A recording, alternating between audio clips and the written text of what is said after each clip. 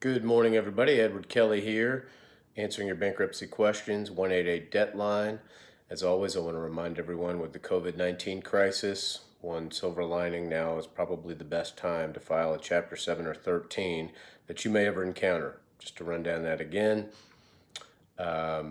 trustees are being very kind and generous given the true difficulties everyone is going through. If your income's been too high to do a 7 right now with cut hours or unemployment, you very well may qualify for at least a short period of time. And if you're in a Chapter 13, you'll probably have a much lower payment based on that lower income. And you can do everything from home, and they will not take your stimulus check. So with the stimulus, you may have the means to hire an attorney. I know I'm definitely cutting people slack on fees that need it. So you may have that stimulus check and the income, at least for a time, to qualify for a 7 or have a lowered payment in a 13. But what we're going to talk about today, we may be seeing a lot more of these, or the need for these, is a Chapter 11. So I haven't discussed these previously. These are much more complicated than your other chapters, but basically what it boils down to is a business that facing debt wants to reorganize itself. In certain cases, an individual can file as well, although that's much more rare. This can be filed by the business itself voluntarily, or this can be filed involuntarily against a business by its creditors. So today I'm just going to give you a quick review, and then we're going to go into specific elements.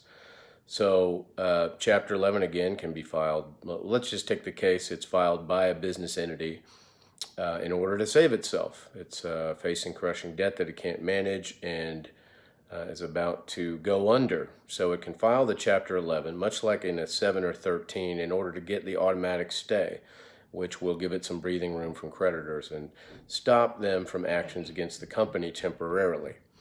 Now, unlike a 7 or 13, there's a thing in a Chapter 11 called a creditors committee that may be appointed by the trustee, who has a lot of powers in an 11 and a much more active role often than in a 7 or a 13.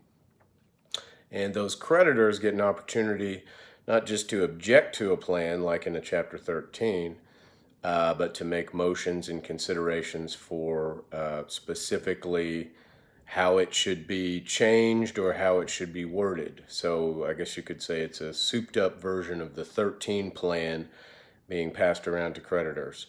Of course, as always, they've got to file a proof of claim, but they have a much more active role, and you've got to get them satisfied in order to get a Chapter 11 plan, which is called, in the case of a Chapter 11, a plan of reorganization passed through the trustee and through the creditors committee. So we've got the debtor in possession, which is basically the company running its day-to-day operations through the bankruptcy and with limited authority to make the day-to-day decisions. Now obtaining more credit, terminating or entering new executory contracts or leases.